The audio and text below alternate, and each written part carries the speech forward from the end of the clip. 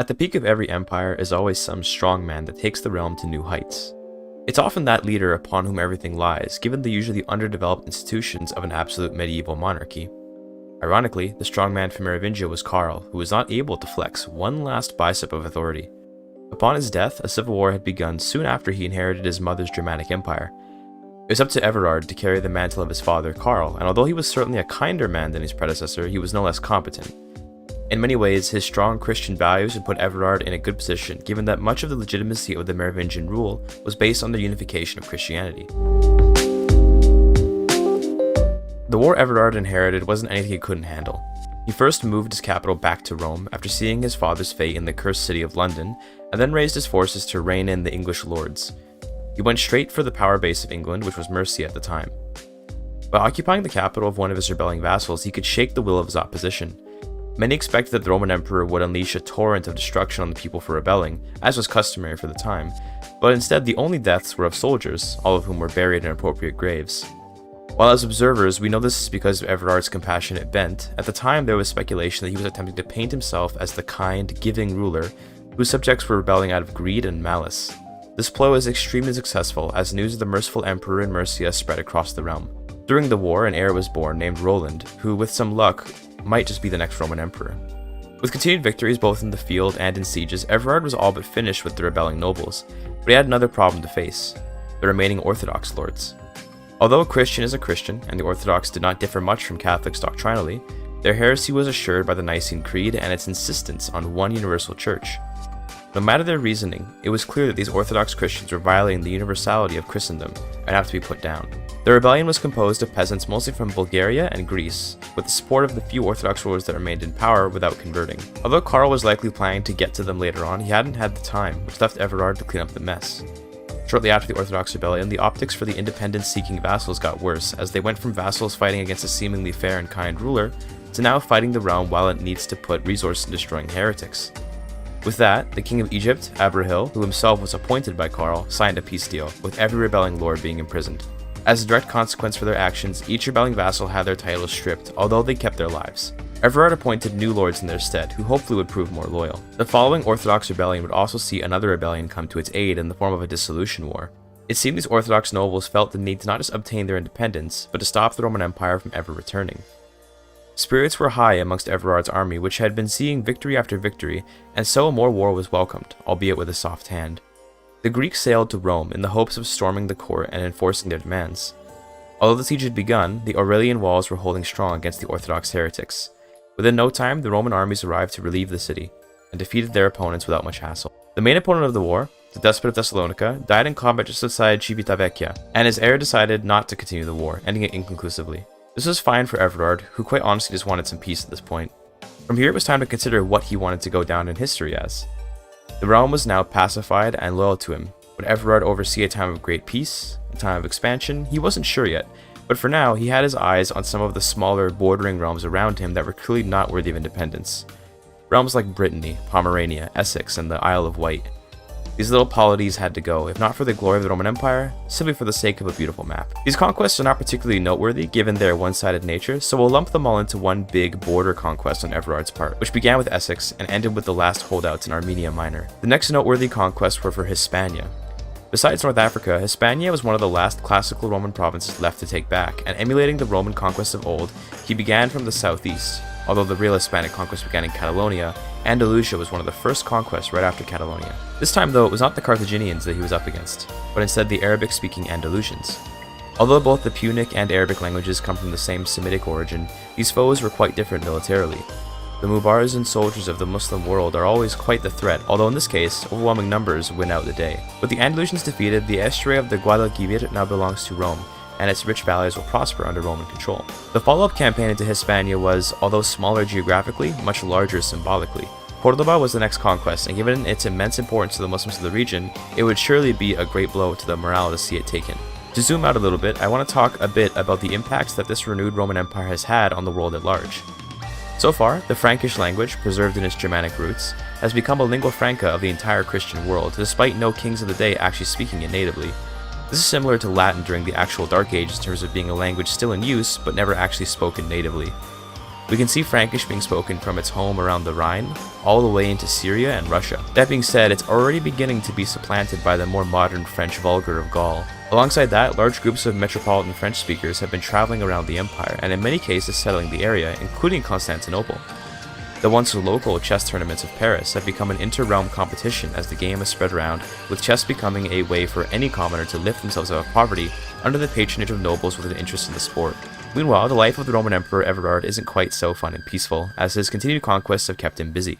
He wasn't really one for chess, unlike his ancestors, since he took war seriously. Making the death and destruction of human conflict into a game felt sinful to him. Despite the pain of war, he did believe in ethical war, which he practiced even against his religious enemies in Morocco. Like the previous conquests, Morocco wasn't much, and in this case, the kingdom would be granted to Everard's second son, Guntram, with the hope that he might be satiated with that kingdom for himself on succession. Funnily enough though, or perhaps tragically enough, Guntram died in a freak accident while meeting with his peers, and thus passed the kingdom on to his older brother, Roland. Suddenly, the firstborn, who normally was without land on the promise they would obtain his father's land, was ruling an entire kingdom for himself. At least Roland was 15, meaning he'd be reaching maturity right after taking the throne. Perhaps it would be a good opportunity for the boy to gain some skills, and with that in mind, Everard allowed the transition of power. Over time, the conquest continued into Bavaria, and at the same time, there was a new cultural hybrid between the various metropolitan Frenchmen of Constantinople and the Greeks of Anatolia, who took on new customs unique to either of their parent cultures. Although still very much Frankish, these people spoke Greek and were not as into chess.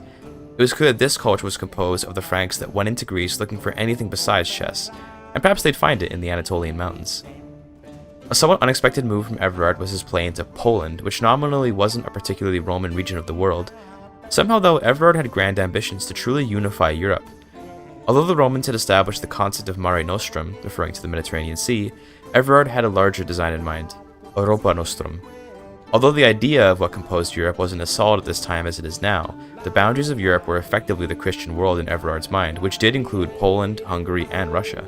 And so, a proclamation was sent around the realms of Christendom with Everard offering any claimant to a throne not yet under the Roman Empire the opportunity to take their throne if they would swear fealty in perpetuity to the Empire for the good of the Universal Church.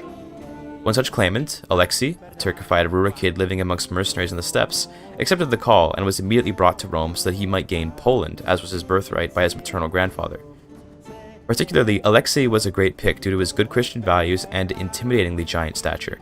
The news that Poland was to be conquered for a claimant by the Romans was shocking news to much of the non-Roman world, who had presumed that they wouldn't go beyond the traditional Roman borders. They should have thought more, and considered that Rome had already expanded well beyond her homelands. If Scandinavia and Germany were on the table, what would make Poland special? With a blitz to Krakow, the king of Poland was dragged from his throne, and Alexei the Pecheneg took his seat, now ruling his birthright in the stead of the Romans. As further rewards incentivized his loyalty, Alexei was also granted lordship over Prussia. Everard was a true kingmaker now, and he wasn't done with just Poland. He needed no claimant for the smaller realms of Bohemia and Pomerania, which he simply took the right of conquest. He granted these lands to Alexei simply to consolidate the territories on the furthest edges of the realm. For the most part, those conquests would only be Roman nominally, with Alexei effectively ruling as a despot unfettered in the area. So long as he swore fealty to his emperor and the pope, he would be allowed to do as he saw fit. In response to the king-making politics of the Romans, the Hungarians declared themselves a rival empire in Carpathia, perhaps hoping to make a stand against the aggressive Franks who were snapping up their neighbors with ease. Sadly for the Magyars, their insolence only sealed their fate, as with a bold declaration of empire, Everard now was obligated to put them in their place. It turned out that one noble Hungarian named Frigyes was already a landholder in the empire, and although he was only a child, the Carpathian emperor also was a child. Speaking of children, Roland, now almost 30, was living his best life in Morocco. He was very much living up to his father's expectations, as he was a brilliant commander with an equally soft heart to his father. His very epithet, being the kind, was a well-acquired name given his forgiving and compassionate personality. Either way, with Hungary under the empire, Carpathia did still exist, but only as a shadow of itself. These puppet kings are proving hugely effective in expanding Roman influence without stretching its bureaucratic limits. With a few more conquests, the Romans also properly proclaimed the Mare Nostrum, based on their control of every important part of the Mediterranean. Although North Africa remained unconquered, it was simply a collection of warring Berber states that really didn't even need conquest. With that accomplishment, Everard felt age creeping up on him, and spent his last few years of life with his family. He died relatively young, at age 59. He left the throne to his well-groomed son, Roland. Although Roland's rule had a bit of an ominous start given the ambitious puppet kings his father had set up, ultimately, trust in the Roman Empire was based on the power of its Caesar. and Roland would have to prove himself to the realm before he could keep those kings in check. Although the vast majority of Rome fell onto Roland, the smaller empire of Germania, which was inherited along the maternal line of Everard's family, was given out to Roland's brother Morel. Upon ascending the throne, Roland suddenly realized exactly how much of an immense job it was to run the Roman Empire compared to his tiny realm of Morocco. He knew he had to prove himself to the realm, and he also knew that having his realm partitioned certainly did not look good. Thus, his first act was to reclaim Germany from his brother. What Roland hadn't considered was the optics of familial infighting. Remember that the legitimacy of the Caesar was dependent on his good Christian values. Fighting amongst brothers was not particularly Christian, and so this was a bad start to his rule. Seeking to end the war quickly, Roland threw away huge numbers of men to take down the fortresses in central Germany quickly. The loss of life was reported across the realm, with many lords outraged at the immense loss of life over a siblings' squabble. The immense death, unchristian actions, and general opportunism of the moment created an opportunity for the dissatisfied lords to free themselves from what they saw as Roman oppression. Even worse, though, for Roland was that his incompetent and petty brother chose to allow his vassals to destroy the Empire of Germany rather than to let Roland have it. This ended the war without a clear winner, but the damage was done. Roland's army was stuck in Germania, while the powerful lords of the realm were already building up around Rome. Reorganizing the men in Spoleto was taking a long time, as such a hulking empire was wide and pulled in men from across the world at this point.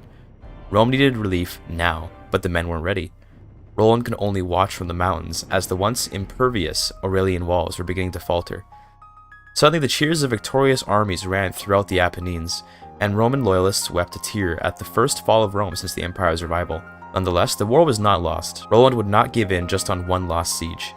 He prepared his men and marched down the mountains to reclaim Rome. If he could take it back, in a glorious show of force, Rome might still stand. What took him by surprise, though, was that before he could even get to Rome's outskirts, the rebelling lords instead marched up to him in Spoleto. This was shocking. The hubris of these lords to let Roland have the defensive terrain, and yet the overwhelming numbers and skilled leadership of the Italian king were able to defeat him. This was a crushing defeat, an absolute embarrassment for the Romans. They were defeated in their own mountains, while Rome burned in the valley below. After retreating, Roland reorganized the army again and marched to Rome, but while sieging it back, another battle ensued and he was defeated even more decisively than before. Roland, with great remorse, was forced to step down as Caesar, as his family's entire efforts suddenly crumbled before him. With this treaty, Europe was plunged into an era of warlords, with Roland's new home in Paris being the seat of the fallen Roman Empire. He was now the king of Merovingia and several overseas territories in Jerusalem, Syria, Hispania, and the former Byzantine Empire. He still held Rome and Constantinople as his personal land, and in many ways, he was still about as powerful as he was before losing his empire in terms of relative power to those around him. Nonetheless, the shame was immense. Although in reality, the Song of Roland was an epic about bravery and triumph over a heathen opponent in Hispania, the Song of Roland of this world would be a tragic tale of failure and the destruction of a great realm. That said, it was still certainly possible that Roland could accomplish enough to redeem his name in the Chanson de Geste which would be written about him. Roland's song would be the first of the Chanson de Geste, and its completion likely won't be until his death, but the idea was born with the fall of the Roman Empire, and it would thrive with the rise of new warlords across Europe. Those puppet kings from before, like Alexei, were now some of the most powerful landholders in their regions. As well, with the collapse of the Roman Empire, much of Europe immediately dropped Frankish court language, with the exception of the outskirts of the empire, which hadn't yet gotten the memo that the Romans were no more. Although Roland tried to remain strong, he did succumb to a depressive state after it truly dawned on him how monumentally he had fallen and disappointed his family.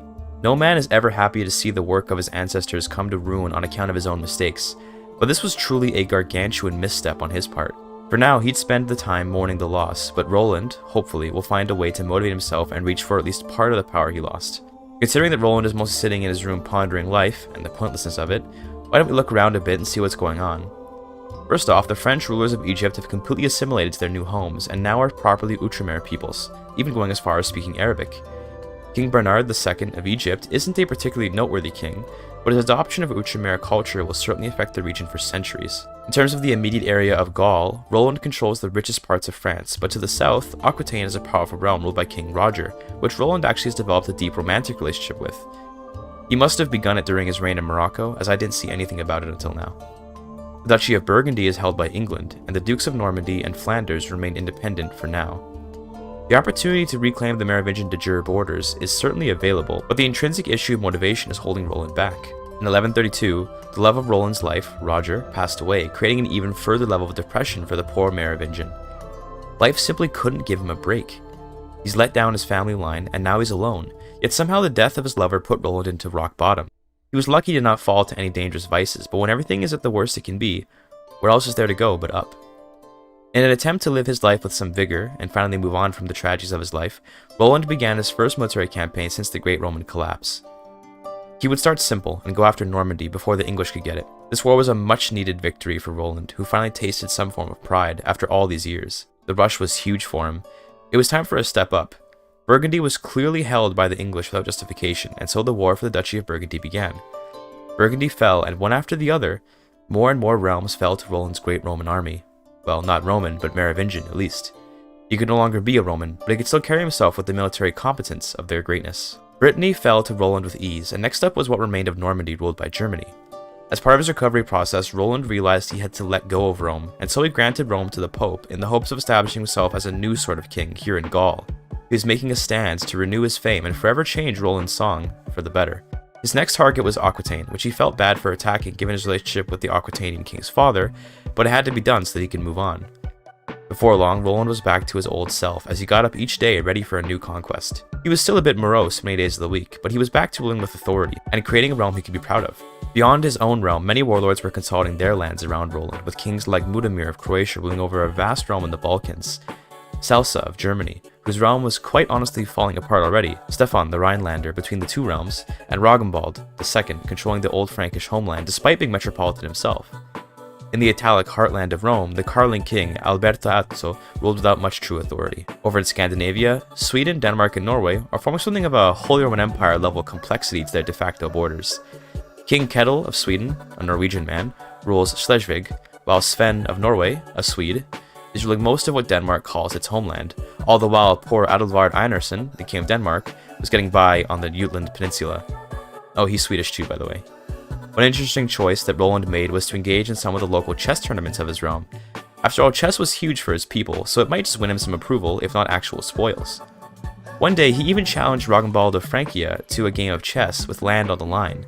This chess game for Aino was certainly going to be fun, although winning would be a great way to assert his legitimacy over the Frankish king. Indeed, Roland did win, earning himself some land and respect. After the match, the recently reinstated Pope already began working on establishing Christian leadership, declaring a crusade for Andalusia. Given that every holy site is currently under Catholic control, Andalusia felt like a good target, and so the crusade began, with the Catholic world being the clear favorites. Being the largest contributor to the war, Roland was allowed to put his grandson Bernard onto Andalusia's throne. With these recent successes, the campaign to unite Gaul continued. During each of these campaigns, more and more chansons de geste were being written, and they ushered in a new cultural revolution for the French people, which Roland personally sponsored, in the hopes that his own chanson might be written in a kinder light given his failures. Continuing on, various warlord states slowly fell apart, including Croatia, Germany, and Italy to a smaller extent. Even Poland has been partitioned heavily, while Merovingia only continues to grow. Keeping track of these realms as they writhe in primordial ooze is difficult, but eventually strong realms will rise to the top. Rest assured that Merovingia will be one of them. With one last conquest in Toulouse, Aquitaine was usurped, and Roland was able to take control of the rest of Gaul peacefully. A unified Gaul was something to be proud of for sure, and Roland was ready to declare himself the emperor of a new Rome. He first wanted to let go of all the vassals he held that didn't fit into his new realm. He didn't need Hispania or Syria. He didn't need Anatolia or Jerusalem. These were places that no longer formed part of the identity of his realm. He let them go, and then formed a new realm composed of Brittany, Merovingia, Burgundy, and Aquitaine. This was a new realm, ready to rise from the ashes once again. This is Roma Franca, free Rome. Free not from any oppressors, but free from expectations. Free from the marble pillars of Roman antiquity. This was Roland's Rome, which he could shape into whatever he likes. The shift away from classical Rome into a free Rome became the basis for a new culture, which was called by the endonym Romain Franc, although most people simply called them Romans. Further greatness attended Roland as he fell in love with his wife and even had his first son after being cursed with daughters for decades. He named the little boy Reynold and expected great things from him. With the establishment of this true Rome, Frankish language was now finally out of vogue, as French became the language of Europe's courts, barring Greece and some smaller realms in the Balkans. With some years of lasting peace, a Pax Romana was once again established, and following the collapse of England, the various leftover dukes of the region swore fealty to their new Roman lords. Peace was interrupted to take London from the Irish, who somehow got a hold of it, although this war was tiny and not worth going over. Some people were becoming so free that even their attachment to the Catholic Church was starting to shake. For now, nothing too extreme was happening, but before long, Roland came out to give a speech in Paris which would stoke the flames of heresy. In my time as Roman Emperor, both Latin and Frankish, I have come to realize that Roman identity, which to we free Romans is so important, is defined by many things. Roman heritage is one of empire and one of ambition. It is one of tolerance and strong institutions. One of those institutions you likely are aware of. It is called the Catholic Church, the Universal Church. This church, I've realized, is exactly against what we Romans hold to be true. You see, this era of warlords that we find ourselves in, it is a time of great instability. Out of instability, a Roman will seek opportunity. Out of opportunity, a Roman will seek to exploit for his own gain. That is the Roman way. That is how Rome ruled Europe. The church, though, is counter to that. You see, the church wants everyone to fight so that it can maintain its power as a neutral entity. These Christian leaders and diviners, they grow rich off the money they steal from you, which they spend on themselves. It is time we Romans return to our ideals, and those ideals are not some massive church bureaucracy that does not invest in you. No, that ideal is a local community which serves you, run by the people among you. What I speak of may sound like heresy, or you might feel I'm condemning us all to hell with my words, but trust me when I tell you that the church is rotten to the core. There is no further reason to follow these charlatans. We will find God ourselves. If he is in us all, then he shall make himself known, in whatever form he is. For that reason, I am returning to the old gods of Rome. Where they once sat on Olympus, they now sit on the peak of Puy de Sancy in our beautiful Massif Central. They are with us, and through these gods we will uncover God's true identity.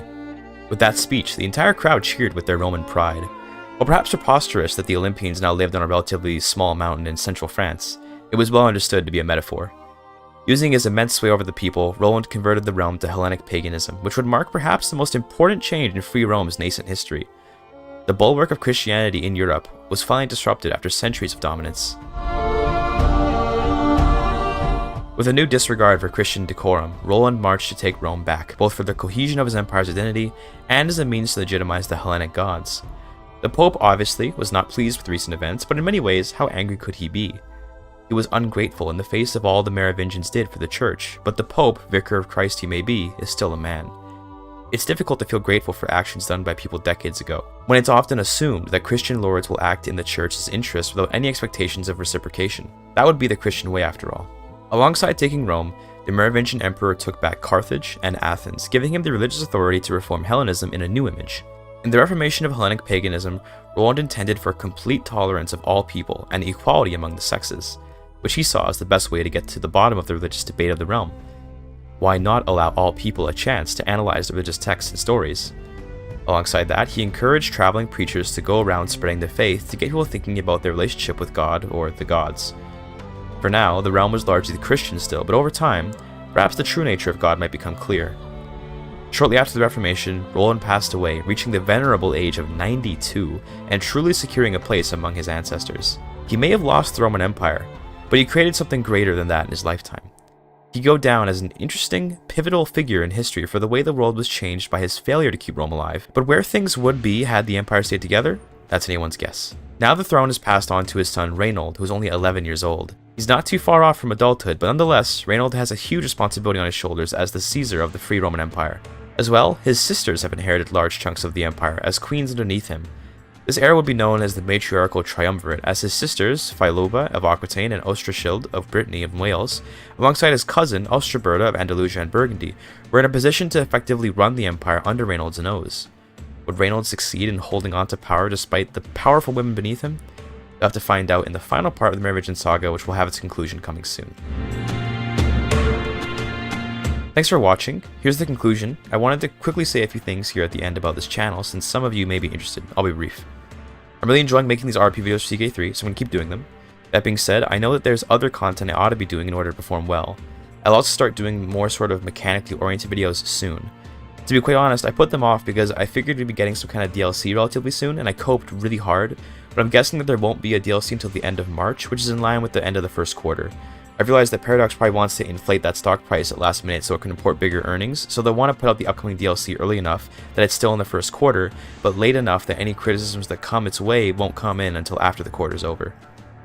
Regardless of how you feel about that, that means I have a month of time where I need to make a larger variety of content. I will do that. And other stuff, I want to make more Victoria 3 content, but quite frankly, the game sort of bores me these days. However, as part of the Victoria 3 speedrunning community, we're hosting a monthly competition for Luxurious Luxembourg, so you might see some content on the speedrunning community of Victoria 3. Regardless, if you're curious what's coming, to summarize, more CK3 RP with sprinkles of CK3 challenge stuff, and Victoria 3 speedrunning. Barring any sudden changes, this is what you can expect from March. Enjoy the beginning of spring, and I'll see you guys next time. Thank you for your time.